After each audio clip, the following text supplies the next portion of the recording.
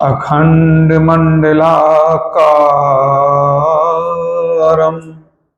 व्याप्तं येन चराचरं तत्पदं दर्शितं येन तस्मै श्री गुरवे नमः।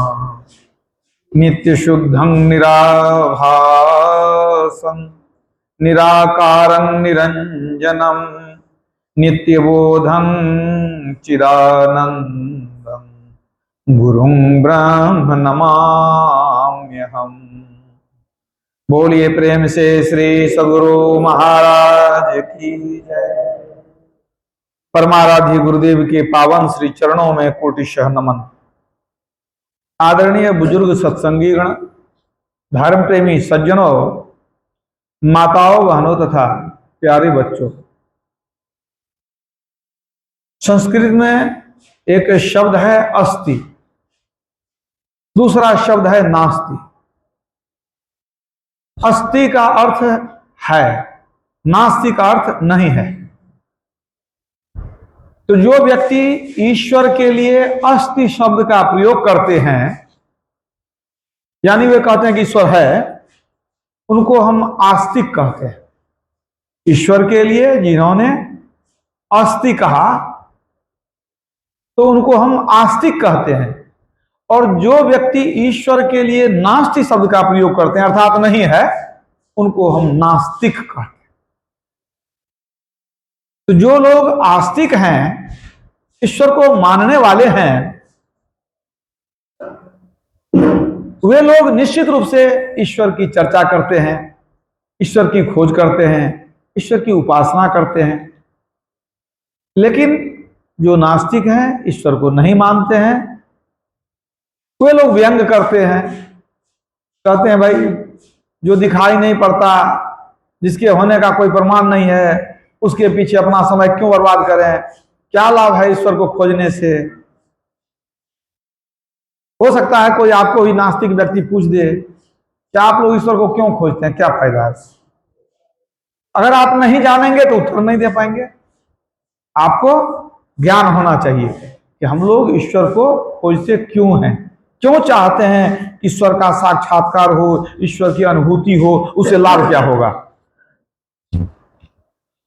तो इस जिज्ञासा का समाधान उपनिषद में किया गया है। केनोपनिषद में एक मंत्र आया है, इह चेद वेदी दथ सत्यमस्ति न चेदिहा वेदी न महति विनष्टि भूतेषु भूतेषु विचित्य धीरा प्रत्यास्मा लोकाद मृता भवन्ति।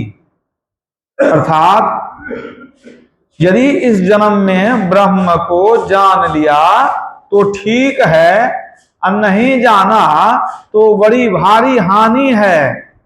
बुद्धिमान लोग उसे समस्त प्राणियों में उपलब्ध करके इस लोक से जाकर यानी मरकर अमर हो जाते हैं।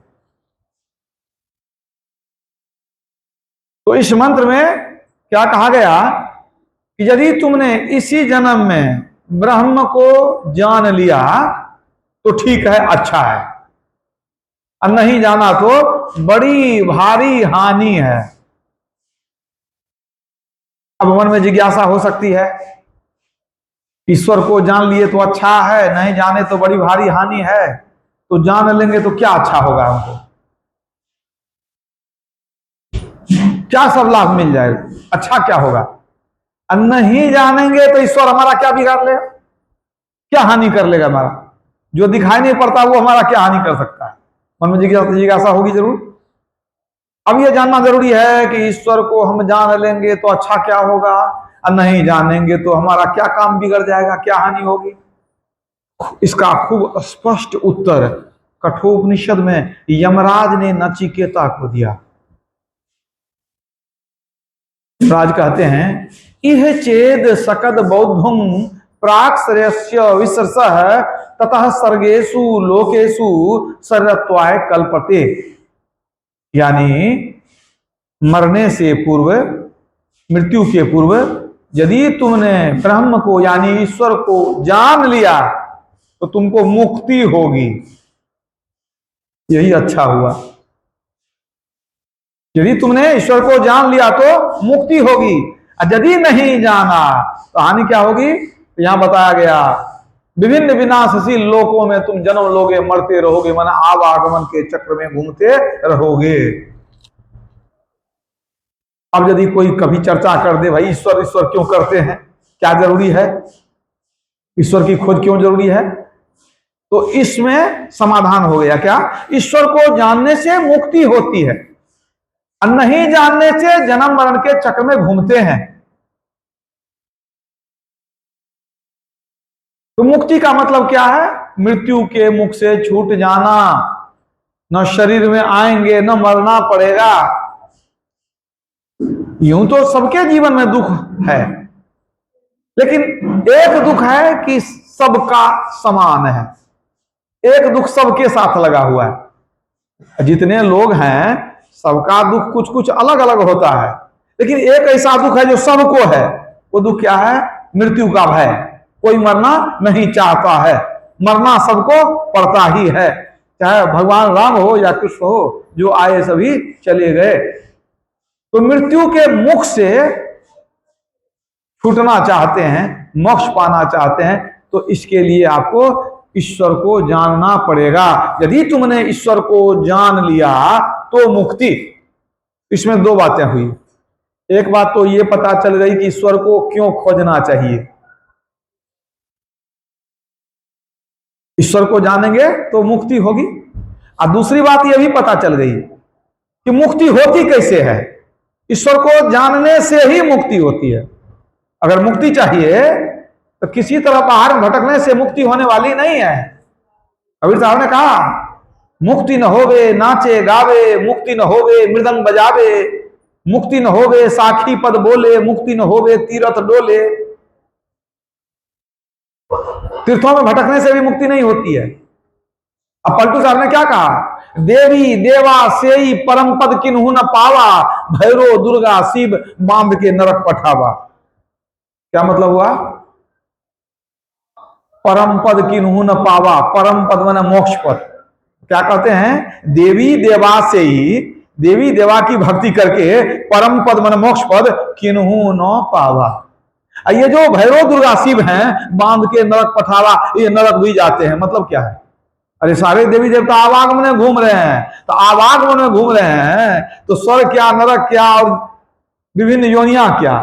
जब आवागमन में है तो कहीं जा सकते हैं। ये ब्रह्मा विष्णु महेश भी आवागमन में है। कबीर साहब ने कहा, ब्रह्मा विष्णु महेश्वर कहिए, इन सिर लागी काई, इनके भरोसे मत कोई रहिए, इन्होंने मुक्ति न पाई। तो जब ब्रह्मा विष्णु महेश को मुक्ति नहीं मिली है तो आप उनके चरण में फूल चढ़ाइए, जल चढ़ाइए, मिठाई चढ़ाइए, कहिए हमको मुक्ति दे दीजिए। जो बेचारे अपने मुक्ति के लिए परेशान है, मुक्ति नहीं मिली है, जन्म मरण के चक्र में घूम रहे हैं, वो आपको मुक्ति कहां से देंगे? जो खुद दुख में पड़े हैं, जन्म मरण के चक्र में हैं, आप कहते हे प्रभु सब दुख हर लीजिए। आप जिन देवी देवताओं को कहते हैं सब दुख हर लीजिए, कभी उन्हीं से पूछिए कि आपका सब दुख खत्म हुआ कि नहीं हुआ। जब उनका अपने दुख खत्म नहीं होगा तो आपके दुख को कहां खत्म कर देंगे? तो आवागमन के चक्र में है। तो मैंने आपको क्या बताया? ईश्वर को जानेंगे तो मुक्ति होगी। और आप यह भी जान गए कि ब्रह्मा विष्णु महेश को मुक्ति नहीं मिली हुई है। इसका मतलब यह हुआ कि ये ब्रह्मा विष्णु महेश ईश्वर को नहीं जानते हैं। ईश्वर को जानेंगे तो मुक्ति हो जाएगी। अब ब्रह्मा विष्णु महेश को मुक्ति नहीं मिली है, इसका मतलब है ईश्वर को नहीं जान रहे हैं। अब इसका प्रमाण चाहिए तो प्रमाण ले लीजिए। भगवान राम जब आए वाल्मीकि जी के कुटिया पर, वाल्मीकि जी ने क्या कहा? जग पेखन तुम देखनि हारे, विधि हरि शंभु नचावनि हारे, अत्यु न जान ही मरम तुम्हारा, और तुम्ही को जाननि हारा। कहते हे राम, देखिए राम, यहां जो राम सामने है वाल्मीकि जी के, तो राम सिर्फ शरीर वाले सगुण साकार राम को ही वाल्मीकि जी नहीं जानते थे, वो उस राम को भी जानते थे जो सर्वव्यापी है। उस राम को वो जानते थे। उन्होंने अंदर में ध्यान के द्वारा दर्शन कर चुक लिया था। इसलिए जब भगवान राम ने कहा कि हम जंगल में कहाँ रहें, तो उन्होंने क्या कहा वाल्मीकि जी ने, आप कहाँ नहीं है सो बता दीजिए, मतलब आप सब जगह हैं। तो सब जगह कौन राम रहता है? परमात्मा राम। सब जगह रहने वाला तो परमात्मा है। ये जो 3.5 हाथ वाले राजा राम हैं, सब जगह तो नहीं रह सकते हैं। अगर मान लीजिए नहीं यही सब जगह रहते हैं, मान लीजिए आपके मन में होगा नहीं नहीं वो बहुत शक्तिशाली हैं, मर्यादा पुरुषोत्तम हैं, वो सब जगह रह सकते हैं। तो अगर शरीरधारी राम सब जगह रह सकते हैं, तो फिर दशरथ जी को छाती पीट के मरना क्यों पड़ा था, ये बताइए। जब सब जगह है तो उनके माल में भी होना चाहिए, अयोध्या में भी होना चाहिए। फिर दशरथ जी क्यों छाती पीट के मर गए कि नहीं राम चला गया, राम नहीं है? मतलब शरीर वाले राम एक ही जगह रहते हैं, याद रखिएगा। जो परमात्मा राम है, जिन्होंने शरीर धारण किया, वो सब जगह रहते हैं। तो वाल्मीकि जी क्या कहते हैं, हे प्रभु, हे परमात्मा राम, वो तो पहचान गई ये परमात्मा है, शरीर धारण करके अभी आए हैं कुछ दिन के लिए, लेकिन इनका मूल स्वरूप तो ईश्वर है ये। तो क्या कहते हैं, हे प्रभु, संसार तमाशा है, आप तमाशा को देखने वाले हैं। और क्या करते हैं आप, विधि हरि शंभु नचावनी हारे, ब्रह्मा विष्णु महेश तीनों को आप नचाते रहते हैं। सोचिए कि परमात्मा कौन है, ब्रह्मा विष्णु महेश को नचाते हैं। और क्या कहा गया, तेऊ न जान ही मर्म तुम्हारा, वे ब्रह्मा विष्णु महेश आपके मर्म को, रहस्य को नहीं जानते हैं। तो आपको पता चल गया कि ये ब्रह्मा विष्णु महेश ईश्वर को नहीं जानते हैं, इसलिए इनको मुक्ति नहीं मिली हुई है। और आप उनकी भक्ति करके सोचते हैं मुक्ति मिल जाए, जन्म मरण से छुटकारा मिल जाए। न भूतो न भविष्यति, न हुआ है न होने वाला है। तो ईश्वर की प्राप्ति कैसी होगी, मतलब मुक्ति की प्राप्ति जब ईश्वर को जानेंगे तब मुक्ति की प्राप्ति होगी। यही उपाय है, एक ईश्वर को जानना। और जानेंगे कैसे, जब उनकी भक्ति करेंगे तो उनको प्राप्त करेंगे, जिनकी भक्ति करते हैं उनको प्राप्त करते हैं। एक ईश्वर की भक्ति करेंगे, ईश्वर को जानेंगे, तब मुक्ति होगी। इसलिए सहजो भाई ने कहा, यज्ञ दान तीर्थ करे, पूजा भांति अनेक, मुक्ति न पावे सहजिया, बिन भक्ति हरि एक। ईश्वर एक ही है, देवी देवता अनेक है, तो एक हरि की भक्ति माने ईश्वर की भक्ति जब तक नहीं करेंगे, कितना भी यज्ञ दान तीर्थ व्रत पूजा पाठ करके मर जाएंगे, मुक्ति मिलेगी नहीं। सहजोवाई परम भक्ति उन्होंने कहा। और आपको यह समझ बात आ गई कि ईश्वर को जानने के बाद ही मुक्ति मिल सकती है, इसलिए ईश्वर को जानना आवश्यक है। अब इस बात को जानिए कि ईश्वर का अंश ये जीव है, बल्कि जानते हैं आप, तो यह भी बताया गया है कि आत्मा को जान लेने पर भी मुक्ति होती है। आत्मा को जान लेने पर भी मुक्ति होती है। कठोपनिषद में आया, और शरीरं शरीरे स्वनवस्थे स्वस्थितम महांतं विभुवात्मानं मत्वा धीरो न सोचति। जो अनित्यों में नित्य स्वरूप और शरीरों में शरीर रहित है, उस महान और सर्वव्यापक आत्मा को जानकर पुरुष शोक नहीं करता है। आत्मा को जान लेने पर शोक मिट जाता है। तो शोक मिट जाता है का क्या मतलब हुआ, शोक नहीं करता है। क्यों शोक नहीं करता है मनुष्य, इसका मतलब है कि वो मृत्यु के डर से निकल जाता है, तभी शोक खत्म होगा। जब तक मृत्यु है तब तक शोक खत्म होने वाला नहीं है, भय लगा हुआ ही रहेगा। तो फिर आगे कठोपनिषद में यह बताया गया कि वास्तव में कि आत्मा को जान करके मनुष्य शोक नहीं करता है। तो क्यों नहीं करता है, इसलिए कि वह मृत्यु के मुख से निकल जाता है, मरने का भय खत्म हो जाता है।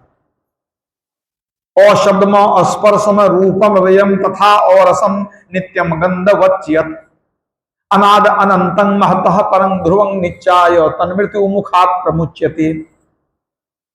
इस मंत्र में दो बातें कही गई है। एक तो आत्मा के स्वरूप को बताया गया है, आत्मा कैसी है, और फिर उसको जान लेने का लाभ क्या है, दोनों बता दिया गया। और शब्द और स्पर्श और रूप, तो क्या कहा गया, वह जो आत्मा है वह कैसी है, और शब्द और स्पर्श और रूप, अव्यय, गंधहीन, रसहीन, नित्य, अनादि, अनंत महतत्व से भी पर ध्रुव निश्चल ऐसी जो आत्मा है, उस आत्मा को जान लेने पर मनुष्य मृत्यु के मुख से निकल जाता है, यानी मुक्ति मिल जाती है। तो अब देखिए, कठोपनिषद में ही दो बातें आ गई। एक बार तो कहा गया कि भाई ईश्वर को जान लिया मरने से पहले तो मुक्ति होगी। अब दूसरी बार दूसरी जगह क्या कहा गया कि जो निर्गुण निराकार जो ये आत्मा है, जीव है, उसको जान लेने से मृत्यु के मुख से निकल जाते हैं, यानी मुक्ति मिल जाती है। एक बार कहा गया ईश्वर को जानो मुक्ति, फिर कहा गया कि आत्मा को जानो तो मुक्ति। अब दो बात हो गई तब, लेकिन ये दो बात नहीं है, दोनों एक ही एक है। कारण क्या है? जो आत्मा है वो ईश्वर का ही अंश है, दोनों में कोई भेद है ही नहीं, सिर्फ अणुता और विभुता का भेद है। एक क्या है? दोनों ही आत्मा है ना। देखिए, जो शरीर में रहने वाली आत्मा है उसको क्या कहते हैं? जीव आत्मा। और जो ईश्वर उसको क्या कहते हैं? परम आत्मा। वो है, वो भी आत्मा, हम भी आत्मा। वो परम आत्मा, हम जीव आत्मा, दोनों आत्मा ही आत्मा है। इसलिए तुलसीदास जी ने क्या कहा? ईश्वर अंश जीव अविनाशी, चेतन अमल सहज सुख राशि। ईश्वर अंश जीव अविनाशी, जीव कहिए, जीवात्मा कहिए, तो ये जो जीवात्मा है ईश्वर का ही अंश है। और हम लोग गुरुनाथ की वाणी में गाते हैं, जीवात्मा प्रभु का अंश है, जस अंश नभ को देखिए।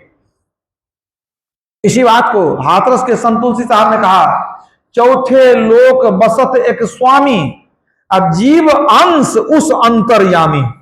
उस अंतर्यामी पुरुष जो है परमात्मा, उसी का अंश कौन है? ये जीव। तुलसी साहब कह रहे हैं। इतना ही नहीं, आप गीता में पढ़ सकते हैं, भगवान श्री कृष्ण कहते हैं, ममे वांशो जीव लोके जीव भूत सनातन। हे अर्जुन, इस शरीर में बसने वाली जो आत्मा है वह मेरा ही सनातन अंश है। मेरा मन परमात्मा का सनातन अंश है। इसी बात की पुष्टि शंकराचार्य जी ने किया। ब्रह्म सत्यं जगन मिथ्या जीवो ब्रह्मैव नापरः। ब्रह्म सत्य है, संसार मिथ्या है, और ये जो जीव आत्मा है ये वस्तुतः परमात्मा ही है, अन्य कुछ भी नहीं है। जीवो ब्रह्मैव नापरः, जीव ब्रह्म ही है, दूसरा कुछ नहीं है। जैसे समुद्र का जल जल है, और एक बूंद जल यदि हाथ में है हमारे, वो भी तो जल है। एक बूंद जल भी जल है, समुद्र का जल भी जल है।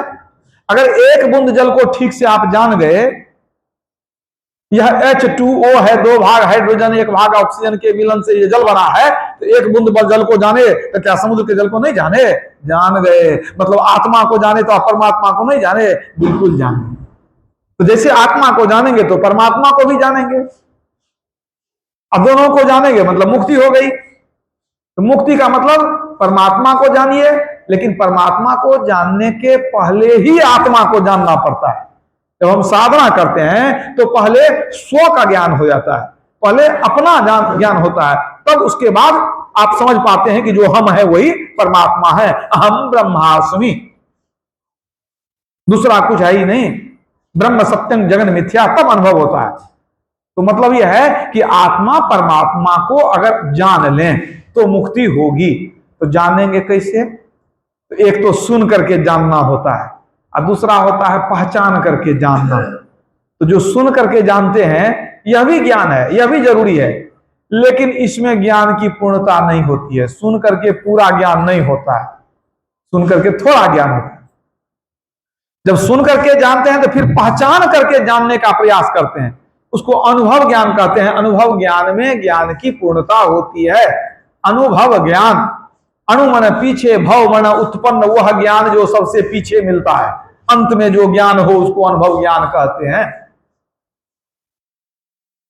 तो सबसे पहले सुन करके जानेंगे, जानना जरूरी है, तब हम अनुभव से जानेंगे। क्यों? यदि सुन करके कोई ईश्वर को नहीं जाना है तो ईश्वर को कभी खोजेगा नहीं, कभी जान ही नहीं सकेगा। जिस चीज के बारे में आप कभी सुने नहीं तो उसको क्यों खोजने जाइएगा? उसको खोज के क्या कीजिएगा? आपको पता ही नहीं है वो चीज है कि नहीं है। और जब आप सुनेंगे, बूझेंगे, आपको लगेगा कि नहीं उस चीज को पा लेंगे तो बहुत लाभ है, तब आप खोजने चलेंगे। इसलिए सत्संग में आकर के श्रवण ज्ञान ग्रहण करते हैं। या ग्रंथ के द्वारा हम अध्ययन ज्ञान या पठन ज्ञान ग्रहण करते हैं। तो पहले श्रवण ज्ञान होता है, फिर मनन ज्ञान होता है, फिर निधिध्यासन ज्ञान होता है, फिर अनुभव ज्ञान होता है। तो सबसे पहले श्रवण ज्ञान सुन लिए, बाद में मन में विचारेंगे, मनन ज्ञान क्या याद करेंगे कि बाबा क्या सब कहे थे, कुछ अच्छा कहे थे कि नहीं। फिर मन में घूमेगा, तब आप सोचिएगा कि वो ठीक कहे थे कि गलत कहे थे। यदि आपको लगेगा कि नहीं तो ठीक ही बात है, अच्छी बात है, तो जब मनन करते करते आपको जंच जाए बात, तब आप क्या करेंगे, निधिध्यासन ज्ञान, मैंने कहेंगे नहीं हमको भी करना चाहिए, तो अभ्यास करेंगे। आप क्या अभ्यास करेंगे, ध्यान अभ्यास करो ससधि चातक दृष्टि बनाई हो। और जब ध्यान में मान लीजिए मन एकदम स्थिर हो गया, अंदर में आनंद मिलने लग गया, मन स्थिर होगा, शरीर का ज्ञान खत्म होगा, चेतन धारा का सिमटाव होने लगेगा, और जैसे जैसे सिमटाव होगा वैसे वैसे आनंद आने लगेगा, उसी तरह आनंद आने लग जाता है। तो तब आपको अनुभव ज्ञान होगा, ब्रह्मज्योति का दर्शन हो गया, अनुभव ज्ञान हुआ, ब्रह्मनाद मिल गया, अनुभव ज्ञान हुआ, ईश्वर मिल गए तो समझिए अनुभव ज्ञान पूर्ण हो गया, ज्ञान की पूर्णता हो गई, आप सर्वज्ञ हो गए, अब कुछ जानने के लिए बाकी नहीं रहा। जो ईश्वर को जान गया वो सब जान गया। क्यों? अगर कोई मिट्टी को जान गया है तो मिट्टी से जितने बर्तन बनते हैं, मूर्तियां बनती है, वो सबको जान गया। अगर कोई सोना की परख कर लेता है, सोना को ठीक ठीक जानता है, पारखी है, सोना को जान गया, तो सब आभूषण को जान जाएगा। उसी तरह जो ब्रह्म तत्व को जान गया, तो ब्रह्म से ही इस सृष्टि की रचना हुई है। एको ब्रह्म द्वितीयो नास्ति, इसलिए यदि ब्रह्म को जान गए तो सृष्टि के कण कण को जान गए, कुछ भी जानना आपके लिए बाकी नहीं रहा। तो आत्मा को जाने या परमात्मा को जाने, एक ही बात। तो जब कठोपनिषद में कहा गया कि जो आत्मा को जान लेते हैं वो मृत्यु के मुख से छूट जाते हैं, जन्म मरण के चक्र से निकल जाते हैं, तो आत्मा को जानेंगे कैसे, ये भी तो समस्या है।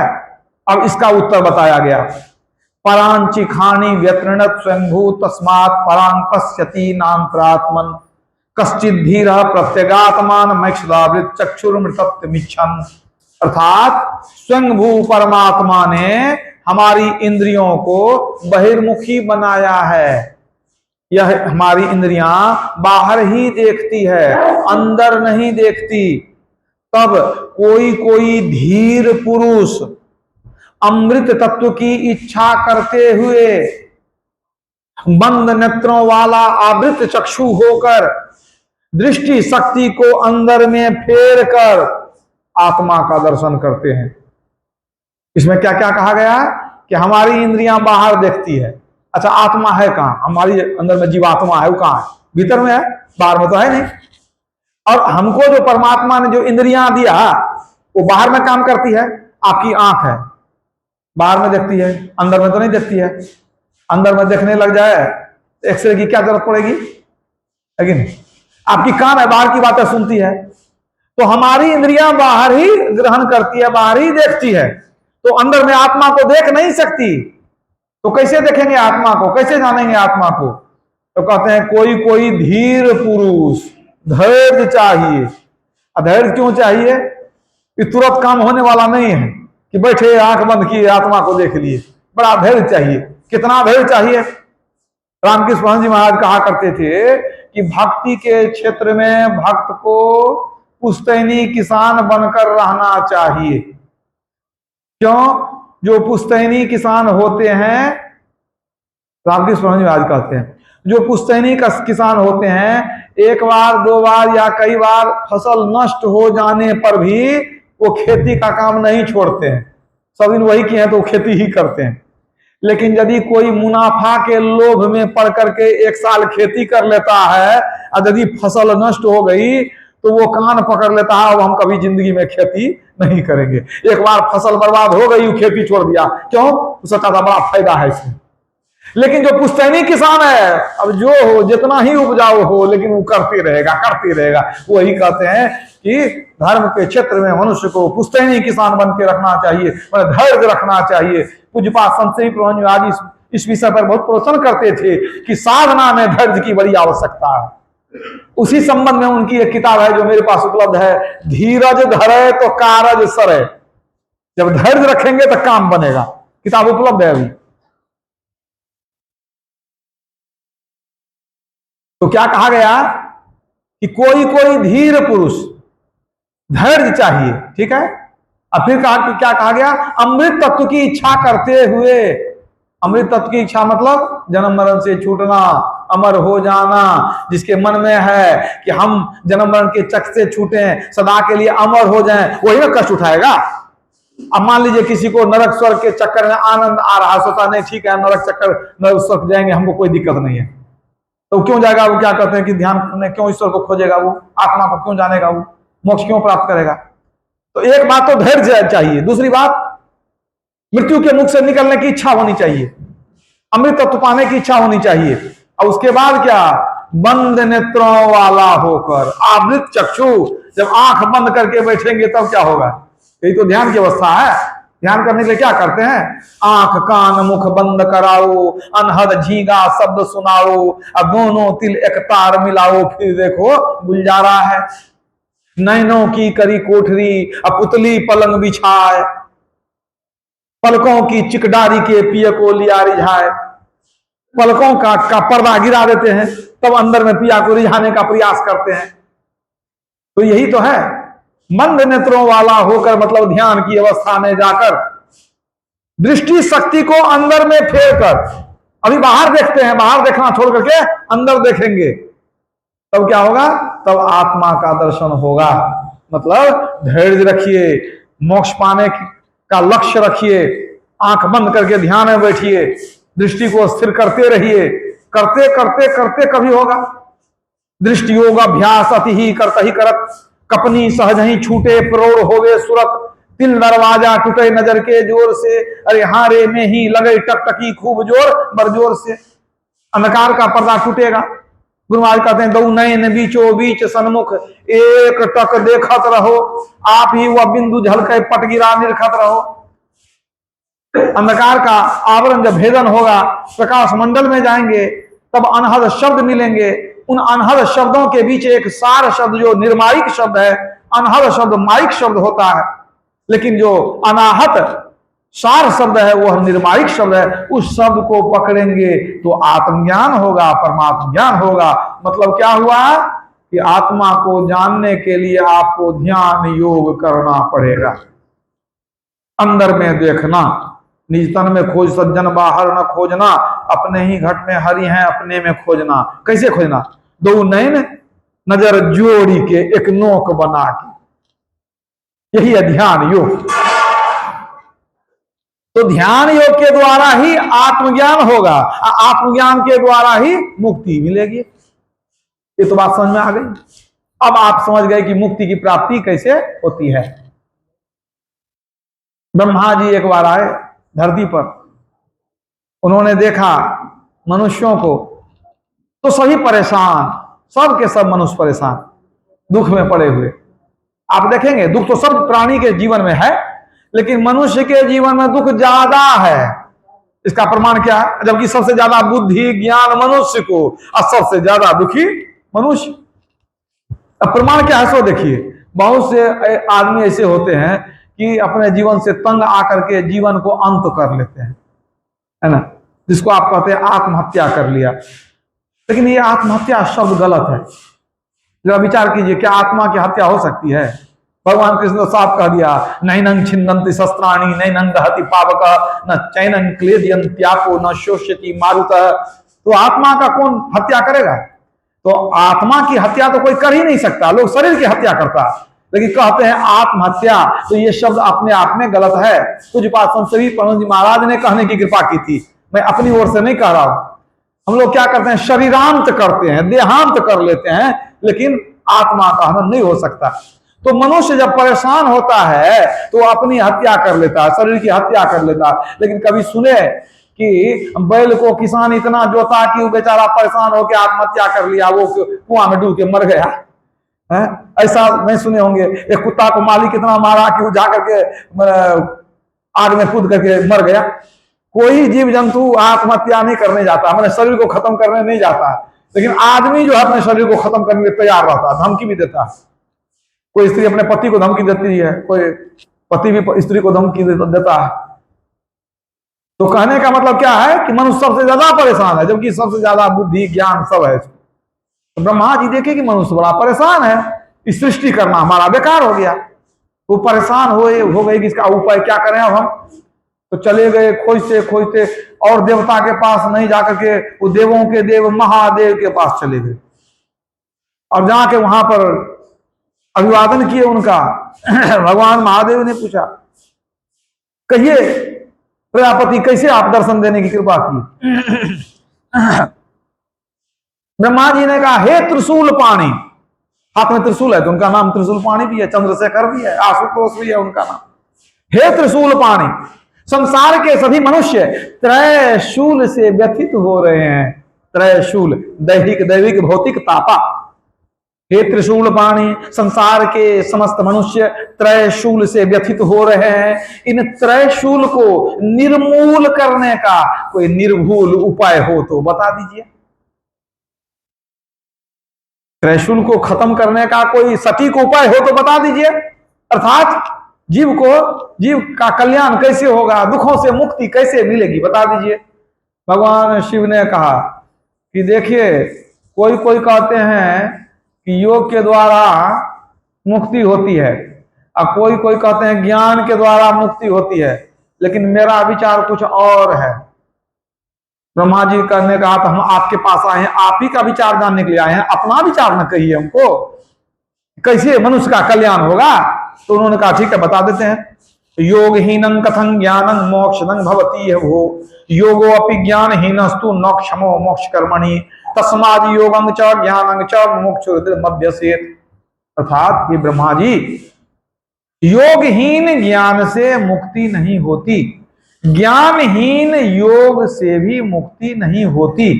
यदि कोई ज्ञान और योग दोनों का अभ्यास करता है तब उसको मुक्ति होती है। देखिए, भगवान शिव बतला रहे हैं, वो ये नहीं कहते हैं कि शिवलिंग के पूजा करने से मुक्ति भी हो जाएगी, जल फूल चढ़ाने से मुक्ति होगी। वो क्या कह रहे हैं कि ज्ञान और योग दोनों का अभ्यास करेंगे तो मुक्ति होगी। ज्ञान मतलब जानना, ज्ञान का अभ्यास कहां करेंगे? बिनु सत्संग ज्ञान नहीं उपजे, कर ले जतन हजार रे, ब्रह्मानंद खोज गुरु पूरा, उतरो भवजल पार रे। बिना सत्संग में आए आपको आध्यात्मिक ज्ञान नहीं होगा। सांसारिक ज्ञान विद्यालय, महाविद्यालय, विश्वविद्यालय में हो जाएगा, लेकिन ये जो पारमार्थिक ज्ञान है, आध्यात्मिक ज्ञान है, आत्मिक ज्ञान है, यह आपको सत्संग में आकर के ही प्राप्त होता है। तो भगवान शिव संकेत करते हैं, पहले जानो, सत्संग में जाओ। ज्ञान जरूरी है। इसके बाद कहते हैं, इसके बाद योग करना पड़ेगा। अब योग सुन करके तो लोगों का माथा भारी हो जाता है कि योग मतलब योगी बनेंगे, योगी मतलब घर द्वार त्याग करके चले जाएंगे जंगल पहाड़ में रहेंगे, जटा बढ़ाएंगे कि भस्म लगाएंगे। योग से लोग डरने लगते हैं। बात को समझिए, योग के मूल रूप में दो प्रकार हैं, एक है राजयोग, दूसरा है हठ योग।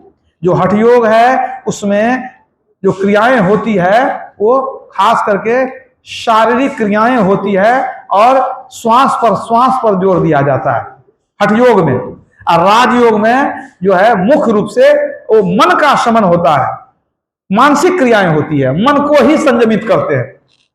शरीर के लिए उसमें विशेष कोई प्रावधान नहीं है कि शरीर का कुछ करना पड़ेगा। एक तो अंतर यह हो गया कि हठ योग में श्वास प्रश्वास का माने कुछ क्रिया है, सांस प्रश्वास की क्रियाएं हैं और शरीर संबंधी क्रियाएं हैं। और राजयोग या ध्यान योग में मानसिक क्रियाएं हैं। एक पहला अंतर। और दूसरा अंतर क्या है? हठ योग के द्वारा कभी भी सार शब्द की प्राप्ति नहीं होती और न ईश्वर मिलते हैं। तब हठ योग के द्वारा क्या होता है? नीचे के चक्र को जगाते हैं, मूलाधार, स्वाधिष्ठान, मणिपूरक, अनाहत, विशुद्ध और आज्ञा चक्र। तो बहुत मेहनत किए तो प्रकाश तक गए, लेकिन उसके बाद बिना ध्यान योग या राजयोग किए ईश्वर मिलेंगे ही नहीं।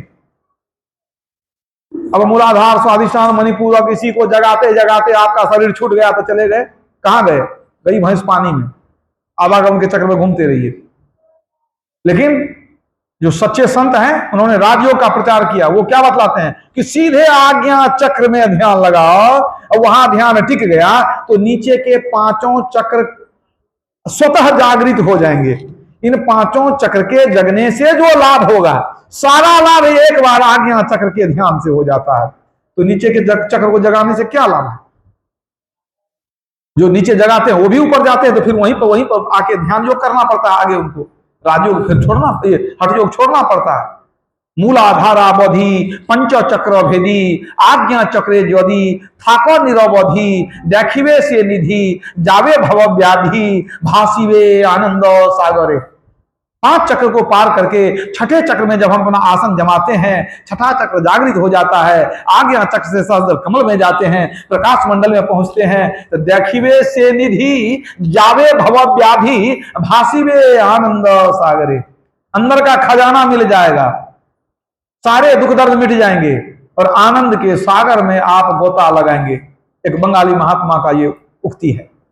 तो कहने का मतलब क्या है कि, और दूसरी बात, हठ योग सब कोई नहीं कर सकते, बूढ़ा बीमार आदमी नहीं कर सकता। ध्यान योग या राजयोग सब कोई कर सकते हैं। 5 वर्ष का बच्चा हो, 95 साल का बूढ़ा हो, सब कोई कर सकते हैं। तो ये अंतर है। इसलिए जो संत लोग हैं, तो कुछ संत लोग पहले हठ योग भी करते हैं। मान लीजिए कोई हठ योग पहले कर लिए, बाद में उनको ज्ञान हुआ कि नहीं राजयोग में जाना चाहिए, तो उसको छोड़ के फिर राजयोग में चले गए। या हठ योग करके भी जब तक राजयोग या ध्यान योग नहीं करेंगे तो मुक्ति मिलेगी नहीं। तो जो भी मुक्ति चाहते हैं, अगर हठ योग से शुरू किए हैं, तो फिर उनको ध्यान योग में राजयोग में जाना पड़ेगा, कोई उपाय नहीं है। इसलिए ध्यान योग ही मुख्य योग है। और एक बात जानिए, योग की चर्चा भगवान कृष्ण ने किया है गीता में, खूब चर्चा की है उन्होंने। यह हठ योग है, एक इसमें प्राणायाम भी आ जाता है। ये तो प्राणायाम करते हैं लोग, कोई भी कर सकते हैं हल्का फुल्का प्राणायाम, लेकिन उसमें भी प्राणायाम है। तो आप देखेंगे कि हठ योग या प्राणायाम पर कोई बहुत बड़ा कोई अध्याय नहीं है गीता में, लेकिन ध्यान योग पर पूरा छठा अध्याय भगवान कृष्ण ने वर्णन कर दिया। गीता का छठा अध्याय क्या है? ध्यान योग पर पूरा वर्णन किया उन्होंने जोर दिया ध्यान योग पर। तो जब भगवान शिव कहते हैं ज्ञान और योग के द्वारा मुक्ति होती है, तो ज्ञान माने सत्संग और योग माने ध्यान योग। बिना ध्यान योग के होने वाला नहीं। ये है असली योग, इसी से मुक्ति होती है। मतलब योग करेंगे तो मुक्ति होगी। पहले ज्ञान सीखिए, क्यों करेंगे ध्यान योग, क्या क्या लाभ होगा, कैसे करेंगे, ईश्वर क्या है, मोक्ष क्या है, सब कुछ को जानिए ज्ञान सत्संग में। उसके बाद ध्यान योग कीजिए, तब मुक्ति की प्राप्ति होती है। योग की चर्चा भगवान तो किए ही हैं गीता में। इसके अलावा कबीर साहब ने भी किया है एक जगह। वे कहते हैं, देव पूजते हिंदू मर गए, तुरक मुए हज जाई, जटा बांधते जोगी मर गए, इनमें किन्हू न पाई। कबीर साहब की वाणी पर ध्यान दीजिएगा। क्या कहते हैं कि देवता को पूजते पूजते हिंदू लोग मर गए, मुक्ति नहीं मिली। मुसलमान लोग हज कर करके मर गए, मुक्ति नहीं मिली। और जटा बांधते जोगी मर गए, इनमें किन्हू न पाई। कितने योगी लोग जटा बनाने में रह गए, उनको भी मुक्ति नहीं मिली। मतलब ये हुआ कि देवताओं के पूजन से मुक्ति नहीं होती है, या हज करने से मुक्ति नहीं होती है, या योगी का भेष बना लें, जटा बढ़ा दें, भस्म लगा दें, या और कुछ करें, उससे मुक्ति नहीं होती है। तो मुक्ति कैसे होती है? तो कबीर साहब बताते हैं, जो नर योग जुगति करी जाने, खोजे आप शरीरा, तिनके मुक्ति संशय नाही, कहत जलाह कबीरा। जो व्यक्ति योग की युक्ति जान गया है, कबीर साहब पढ़े लिखे नहीं थे, अब वो क्या कहते हैं, योग की युक्ति जो जान गया उसको मुक्ति मिलेगी, कोई संशय की बात नहीं है। तो योग की युक्ति जानेंगे, युक्ति मन तरीका जानेंगे, अब तब योग करेंगे तब मुक्ति होगी। अब आपके मन में होगा योग का मतलब यहां कहीं हठ योग तो नहीं कह दिए वो। तो दूसरे जगह कबीर साहब क्या कहते हैं, वेद पहनते पंडित होवे, राम नाम नहीं जाना, कहे कबीर एक ध्यान भजन से पावे पद निर्वाणा। कबीर साहब क्या कहते हैं, ध्यान भजन से पावे पद निर्वाणा, ध्यान भजन से मुक्ति मिलती है। तो एक जगह योग कहते हैं, एक जगह ध्यान कहते हैं, मतलब ध्यान योग हुआ कि नहीं हुआ। कबीर साहब की वाणी कहता हूं, वो भी ध्यान योग करते थे जैसे हमारे गुरुदेव ने किया। तो असल योग ये ध्यान योग ही है। इसी का वर्णन गीता में किया गया है, भगवान शिव ने किया है। इसी का वर्णन भगवान राम ने हनुमान जी से किया था। उन्होंने कहा कि अंदर के प्रकाश को खोजो, मुक्ति को उपनिषद में पढ़िए। उन्होंने भी योग के बारे में बतलाया। अभी आप लोग योग के बारे में सुने। तो योग का मतलब ये नहीं है कि जंगल जाना, भस्म लगाना, जटा बढ़ाना, घर द्वार छोड़ देना, ये योग नहीं है। भगवान कृष्ण ने अर्जुन से कहा, तस्माद योगी भवार्जुन, क्या कहते हैं, हे अर्जुन तुम योगी बन जाओ। क्यों? जो योगी होता है वह तपस्वी से भी श्रेष्ठ होता है, ज्ञानी से श्रेष्ठ है, और कार्मिक से भी श्रेष्ठ होता है, सबसे श्रेष्ठ योगी होता है, इसलिए तुम योगी बन जाओ। अगर विचार कीजिएगा, अर्जुन कौन थे? भगवान कृष्ण की बहन सुभद्रा से विवाह हुआ था अर्जुन का, पता है सबको? तो बहनों हुए कि नहीं? अब कहते हैं तू योगी हो जा। अगर घर द्वार छोड़ करके, पत्नी को छोड़ के योगी होता तो क्यों कहते कि हमारी बहन को तू छोड़ करके जंगल चले जाओ? कौन पागल ऐसा कहेगा? तो जब भगवान कृष्ण कह रहे हैं अर्जुन को तू योगी हो जा, मतलब ये नहीं कि बाल बच्चा को छोड़ दो, घर द्वार छोड़ दो, लड़ाई ये जो महाभारत का युद्ध छोड़ दो, तुम महाभारत के मैदान में ही कह देते हैं योगी हो जा, मतलब युद्ध छोड़ दो, घर द्वार छोड़ दो, पत्नी परिवार छोड़ दो। नहीं नहीं नहीं, आज छोड़ने के लिए कहेंगे क्या? भगवान कृष्ण को क्या कहते हैं? महायोगेश्वरो हरि, महायोगेश्वर कहा गया उनको। योग के वो भगवान खुद थे, जबकि खुद वो पत्नी परिवार वाले थे कि नहीं भगवान कृष्ण? तो योग का उपदेश देने वाले भगवान कृष्ण भी गृहस्थ हैं, और जिनको उपदेश दे रहे हैं अर्जुन को वो भी गृहस्थ है। योग की चर्चा हो रही है, मतलब गृहस्थ भी योग कर सकता है, घर द्वार छोड़ना योग नहीं है। कह दिया कि योगी बनो, भगवान कृष्ण ने कह दिया, समझ लीजिए सबको योगी हो सकते हैं। तो भाई योगी बनेंगे कैसे? इस भ्रम को मत पालिए कि भेष बनाएंगे तब योगी होंगे। गुरु नानक देव जी महाराज ने बताया योग क्या है। योग न खिंथा, योग न दंड, योग न भस्म चढ़ाइए, योग न मुंदी मूड़ी मुड़ाइए, योग न सिंगी बाइये, अंजन माही निरंजन रहिए, जोग जुगति पाइये, गली जोग न होई, एक दृसवी करी समसरी जान है, जोगी कहिए सोई। गुरु नानक देव जी महाराज क्या कहते हैं? जोग न खिंथा, जोग न दंड, जोग न भस्म चढ़ाइए। शब्द पर ध्यान दीजिए, अर्थ जानेंगे तो आनंद रहेगा। जोग न खिंथा, खिंथा माने गुदड़ी, गुदड़ी पहनते हैं कुछ साधु लोग गुदड़ी ही पहनते हैं। तो गुदड़ी पहनने से जोगी नहीं होता, हाथ में लाठी कमंडल लेके घूमने से कोई जोगी नहीं होता। जोग न खिंता, जोग न दंड, और जोग न भस्म चढ़ाइए, भस्म लगाने से जोगी नहीं होता। अजोग न मुंदी मूड़ी मुड़ाइए, ये मुंदी क्या है? जैसे माताएं कान में बाली पहनती है, कुछ संप्रदाय जैसे नाथ संप्रदाय है और भी कुछ संप्रदाय उसमें कान में लकड़ी का टुकड़ा पहनते हैं साधु लोग, कान को चीर करके बाली की जगह में एक लकड़ी का टुकड़ा पहनते, उसको उसी को कहते हैं मुंदी। कहते हैं कान में मुंदी पहनने से या सिर को मुड़ा लेने से जोग नहीं होता है। जोग न मुंदी मूड़ी मुड़ाइए, अजोग न सिंगी बाइये, सिंगी बाजा बजाने से जोग नहीं होता है। तब अंजन माही निरंजन रहिए, जोग जुगति पाइये। अंजन मन माया, ये संसार माया है, इस माया में निरंजन परमात्मा रहते हैं, उनको जिस विधि से प्राप्त किया जाए, अंजन माही निरंजन रहिए, और जोग जुगति पाइये, वही असली जोग है जिसके द्वारा ईश्वर की प्राप्ति हो जाए। इस माया में जो व्यापक ब्रह्म है उसको जब जिस तरीका से जानेंगे वह योग है। ईश्वर को जानने का जो तरीका है वह योग है। फिर क्या कहते हैं? गली योग न होई, बोलने से गप देने से योग नहीं होता है। एक दृष्टि करी समसरी जाने, जोगी कहिए सोई। जो एक दृष्टि, जो दोनों दृष्टिधारों को जोड़ना जान गया वो जोगी है। माने जिसने भजन भेद ले लिया और दृष्टि योग या बिंदु ध्यान की क्रिया जो करता है वह योग का अभ्यास करता, वही योगी है। फिर आगे कहते हैं, जोग न बाहर मढ़ी मसाणी, जोग न ताड़ी लइये, जोग न देश दशंतर भव्य, जोग न तीरथ नाइये। जोग न बाहर मढ़ी मसाणी, श्मशान घाट में जाके झोपड़ी बना के कोई रहने लग गया तो कहिएगा बहुत बड़ा जोगी है। तो कहते हैं श्मशान घाट में जोगी झोपड़ी बनाकर रहने से कोई जोगी नहीं होता। जोग न ताड़ी लाइए, ताड़ी लाने का मतलब पीने वाला ताड़ी नहीं, ताड़ी का मतलब होता है समाधि। लेकिन यहां जो कहा गया है वो नकली समाधि से अभिप्राय है कि लोग जो है ना नकली समाधि, मतलब दिखाने के लिए लोग ढोंग करते हैं कि हम समाधि में चले गए हैं। वो ढोंग नहीं होना चाहिए। ध्यान करने का ढोंग करने से कोई योगी नहीं होता, मतलब ये कहने का। और क्या?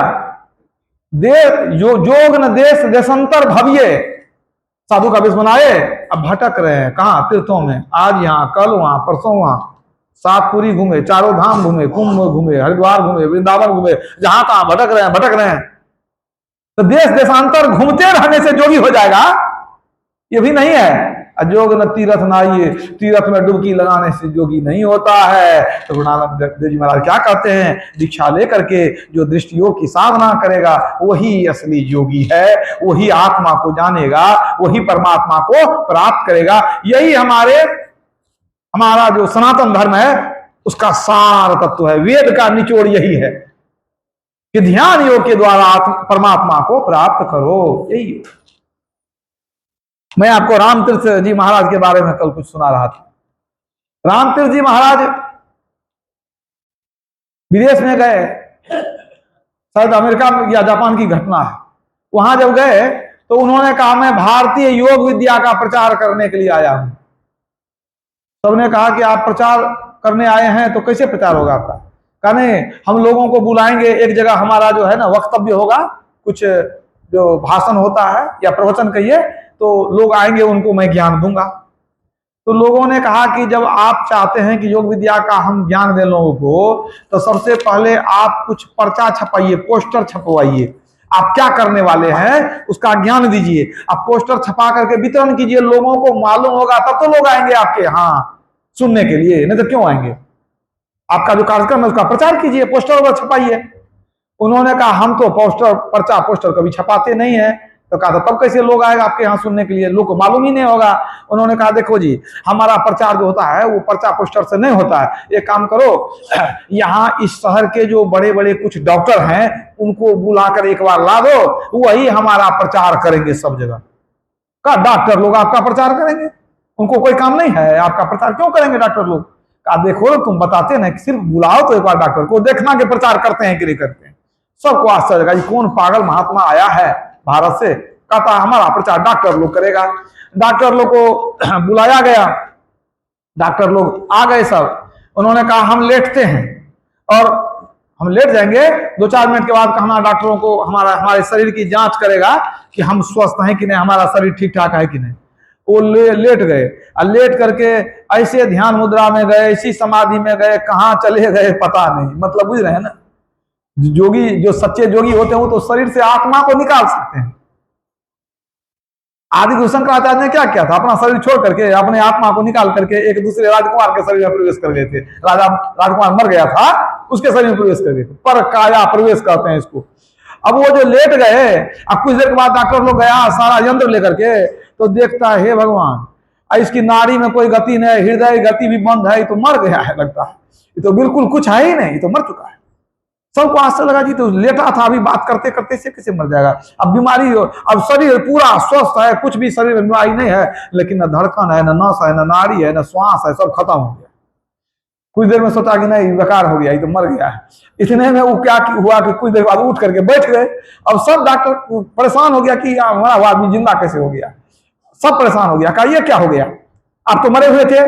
कहा हम मरे हुए थे, हम तो मरे हुए नहीं थे। कहा नहीं शरीर में कोई हलचल नहीं थी, हम जांच के देख लिए। कहा डॉक्टर साहब आप लोग को पता नहीं ना है, यही तो ज्ञान है असली, कि शरीर कभी जिंदा था ही नहीं, शरीर सब दिन मरा हुआ था।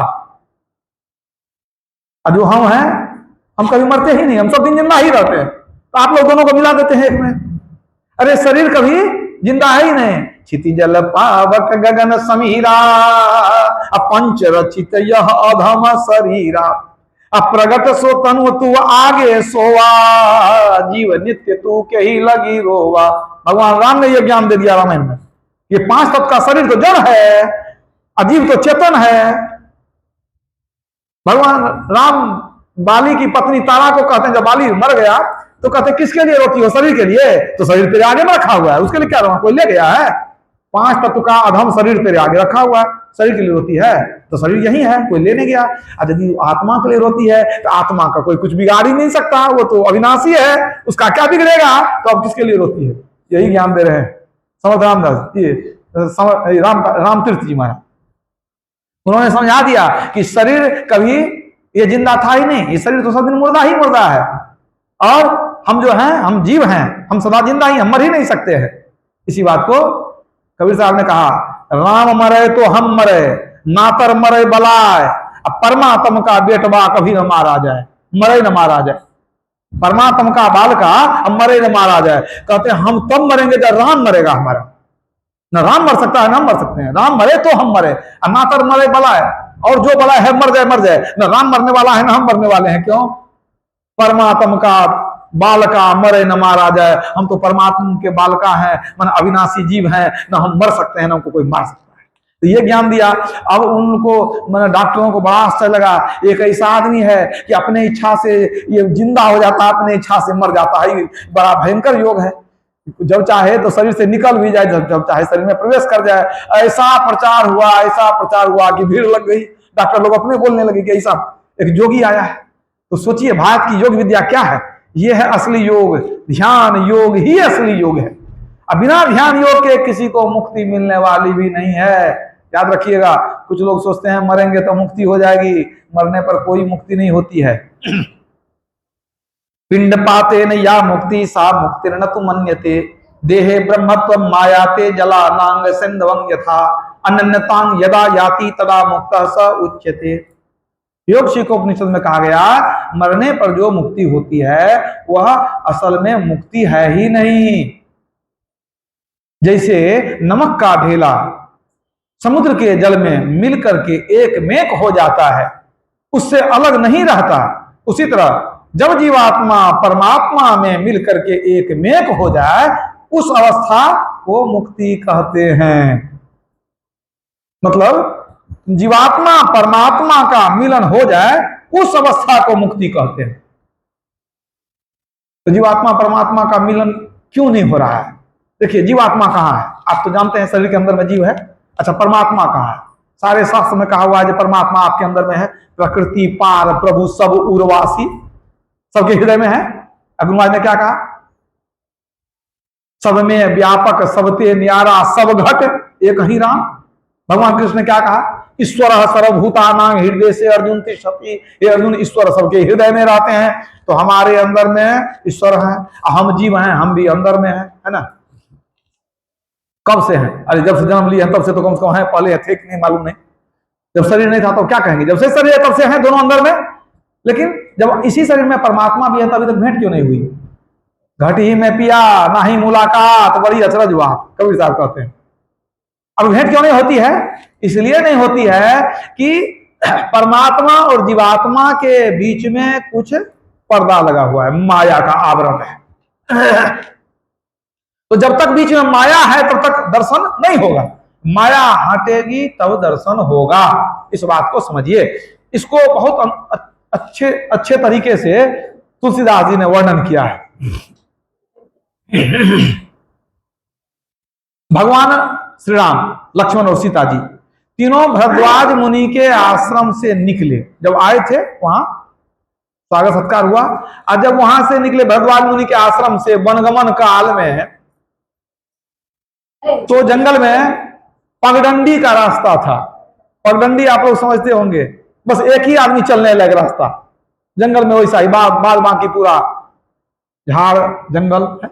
तो उसमें जब चल रहे थे तो होता क्या था, जब चलते समय भगवान राम आगे रहते थे, लक्ष्मण जी पीछे, बीच में सीता जी को रखते थे। आगे राम लखन पुनि पाछे, मुनिवर बेस मनोहर काछे। आगे राम पीछे लक्ष्मण, बीच में सीता जी।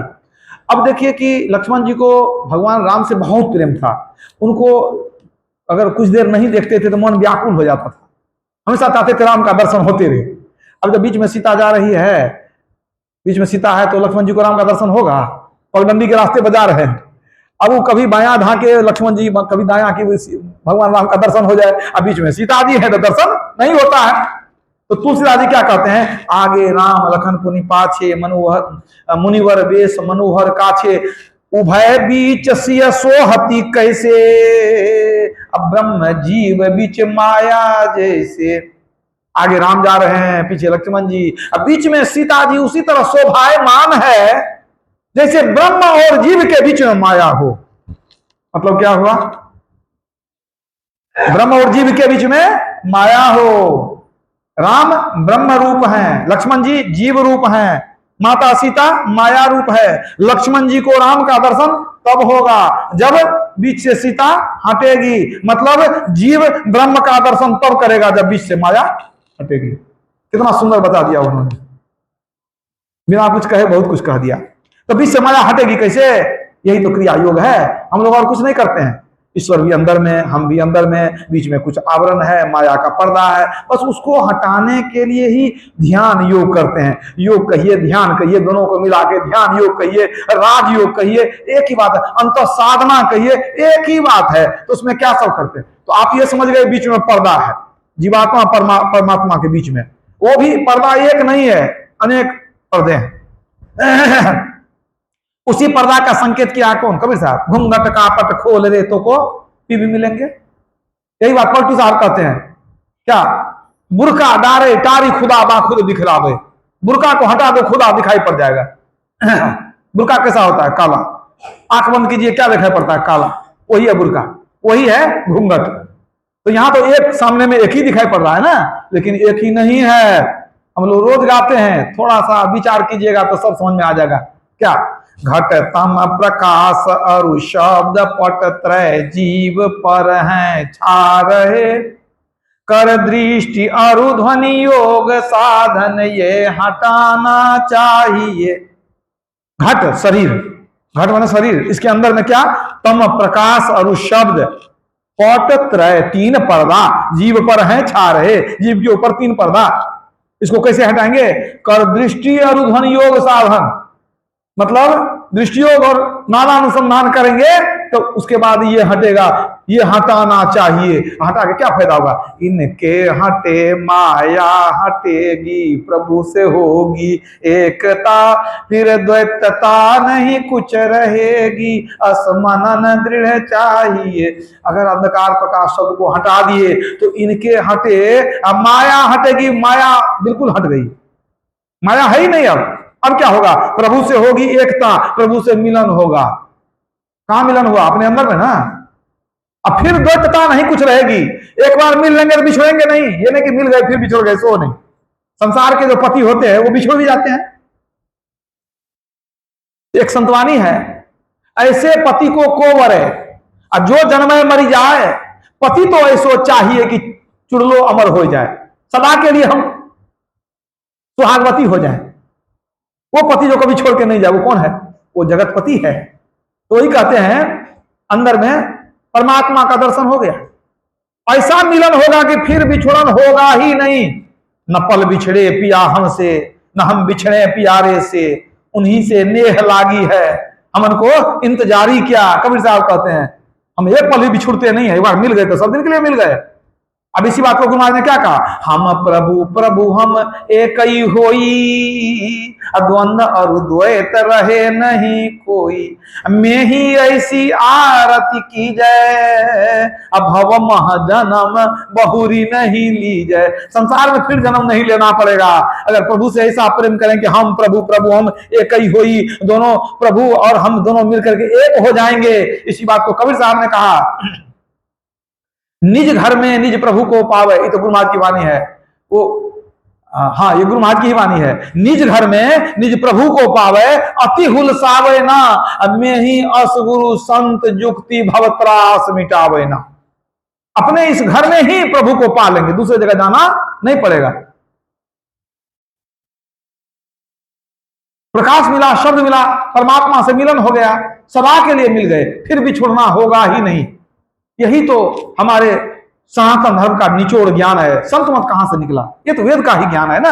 तो वेद में, उपनिषद में, गीता में, सब जगह यही बताया गया है कि ईश्वर को जान करके, ईश्वर से मिल करके एक मेक हो जाएंगे, फिर अलग होंगे ही नहीं। इसी अवस्था को मोक्ष कहते हैं। जो गया साहब को खोजने, वह आपे गया हेराए है जी, समुद्र में बुंद पड़ा उसी में गया समाये है जी। जो ईश्वर को खोजने जाता है वह खुद ईश्वर ही हो जाता है। कबीर साहब ने कहा कि नमक का ढेल आ गया समुद्र को थारने के लिए, कि देखें कितना गहरा है। क्या होगा? वो थारने जो गया अपने गल करके समुद्र हो गया। अब किसको कहेगा समुद्र कितना गहरा? खुद समुद्र बन गया। गई पूतली लोन की, था समुंदर लेन, आप गली पानी भई, उलट कहे को बैन। अपने गल करके समुद्र हो गया। इसी अवस्था को कहते हैं अहम ब्रह्मास्मि। ज्ञान हो जाता मैं ही ब्रह्म हूं। बस यही सार साधना है, यही असली योग है, यही ध्यान है, अंदर में चल करके ज्योति और नाद को पाना और आत्मज्ञान प्राप्त करके मोक्ष पद में प्रतिष्ठित हो जाना। यही थोड़ा सा आप लोगों की सेवा में कहा। बोलिए प्रेम से श्री सद्गुरु महाराज की जय। पुस्तक का